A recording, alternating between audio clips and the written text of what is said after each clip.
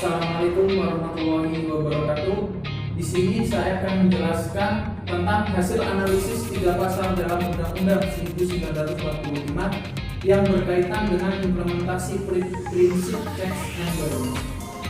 Yang pertama yaitu terdapat pada pasal 5 perubahan Undang-Undang Dasar Negara Republik Indonesia tahun 1945 mengenai kekuasaan membentuk undang-undang yang diatur dalam pasal 5 ayat 1 dan ayat 2 dilakukan hanya kepada ayat 1. Analisis saya, perubahan pasal 5 ayat 1 dimaksudkan untuk menentukan kedudukan dan peranan DPR sebagai lembaga legislasi yang memegang kekuasaan legislatif membentuk undang-undang sebagaimana tercantum pada pasal 20 ayat 1 hasil perubahan pertama, dan presiden yang memegang kekuasaan eksekutif menjalankan undang-undang tetap diberi hak untuk mengajukan rancangan undang-undang kepada DPR. Pasal 5 ayat 1 hasil perubahan pertama.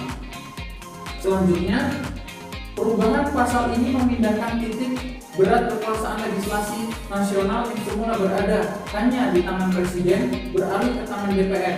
Pemberdayaan DPR tidak menyebabkan DPR lebih kuat dibandingkan presiden karena kedua lembaga tersebut berada dalam kedudukan yang seimbang atau setara. Masih pada pasal 5, berkaitan dengan kuasa legislasi itu dalam Undang-Undang Dasar Negara Republik Indonesia tahun 1945 antara lain diatur lewat ketentuan bahwa presiden dan DPR mempunyai kewenangan yang sama untuk membahas setiap rancangan undang-undang untuk kemudian disetujui bersama, yang terdapat pada pasal 20 ayat 2, yaitu hasil perubahan pertama. Anggota DPR diberi hak untuk mengajukan usul rancangan undang-undang.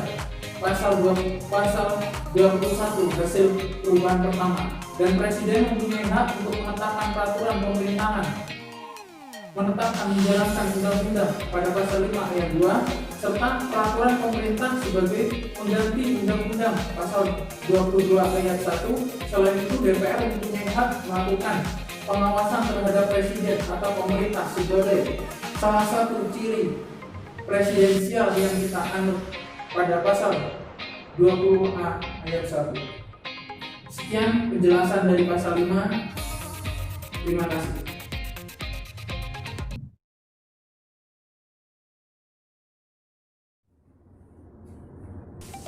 Selanjutnya kita berlanjut pada pasal 13. Sebelum diubah, ketentuan tentang pengangkatan duta dan konsul serta penerimaan duta negara lain diatur dalam pasal, yaitu pasal 13 2 ayat, yaitu ayat 1 dan ayat 2.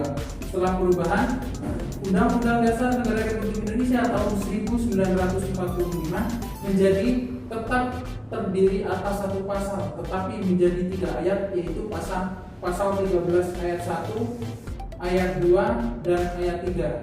Adapun pasal 13 ayat 1 tetap.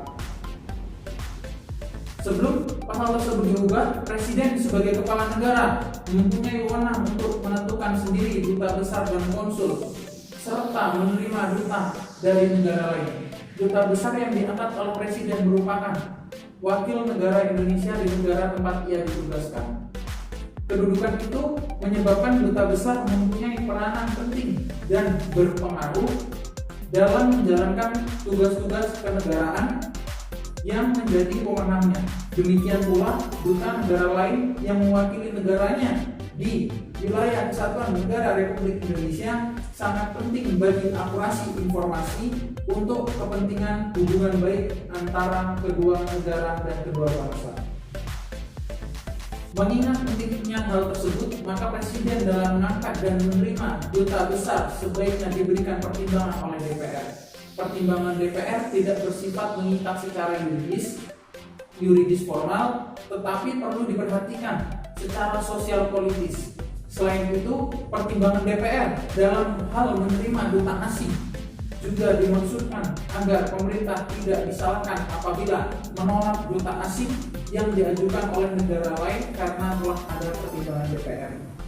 Selanjutnya, masih di pasal 13, selain itu, adanya pertimbangan DPR tersebut dimaksudkan agar terjalin saling mengawasi dan saling mengimbangi antara presiden dan lembaga perwakilan rakyat tersebut, di mana mereka saling mengawasi dan saling membagi dalam hal pelaksanaan tugas-tugas kenegaraan.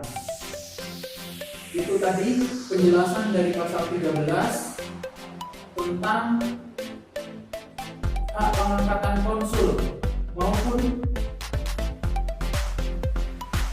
pengangkatan duta serta penerimaan duta dari negara lain. Sekian, terima kasih.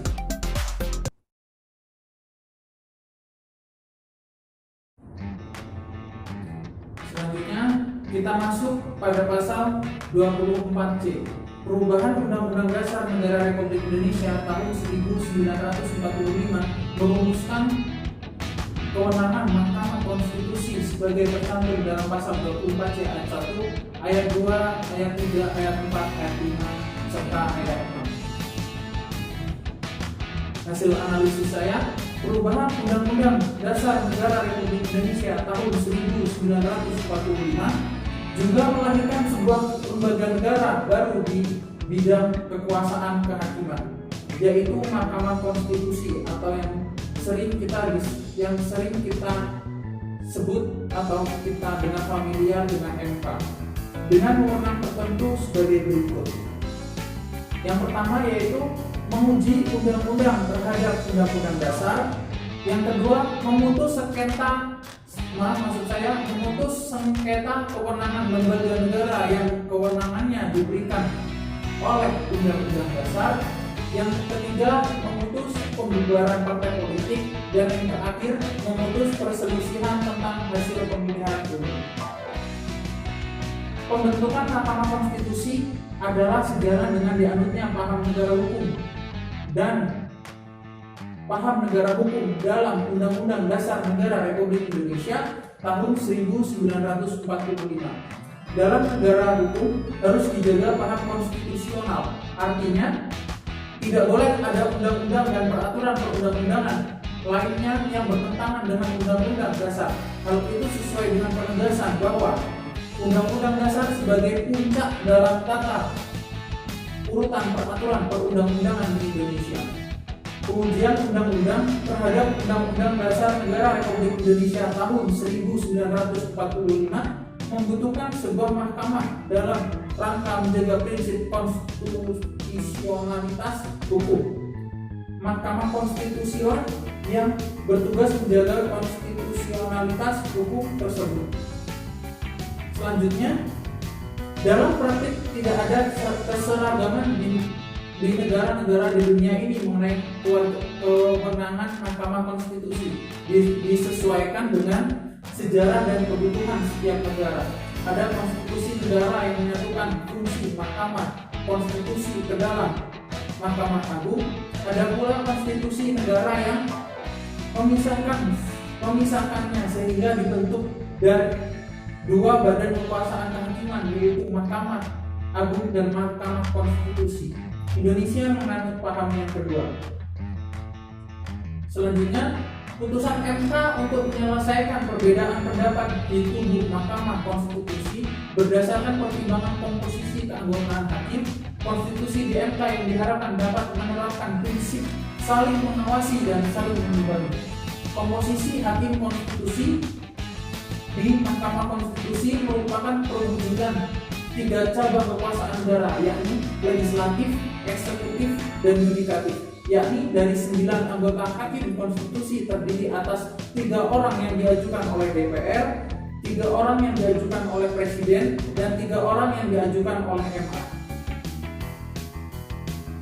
Masih pada pasal 24C, dengan pembentukan MK tersebut, proses dan putusan yang diambil badan peradilan ini terhadap perkara-perkara yang menjadi kewenangannya dapat dilakukan secara lebih baik karena ditangani oleh badan peradilan yang memang khusus dibentuk untuk menangani perkara yang khusus berkaitan dengan pelaksanaan Undang-Undang Dasar Negara Republik Indonesia tahun 1945. Pada sisi lain, adanya Mahkamah Agung dan Mahkamah Konstitusi dalam kekuasaan kehakiman lebih mempertegas bahwa praktik pemerintahan yang selama ini membedakan adanya lembaga tertinggi negara dan tinggi negara sudah ditinggalkan karena setiap lembaga menjalankan tugas sesuai dengan fungsi yang diberikan oleh Undang-Undang Dasar. Ya, itulah tadi penjelasan dari 3 pasal dalam Undang-Undang 1945 yang berkaitan dengan implementasi prinsip checks and balance. Demikian penjelasan dari saya, kurang lebihnya saya mohon maaf dan kepada Allah saya mohon ampun. Saya akhiri. Wassalamualaikum warahmatullahi wabarakatuh.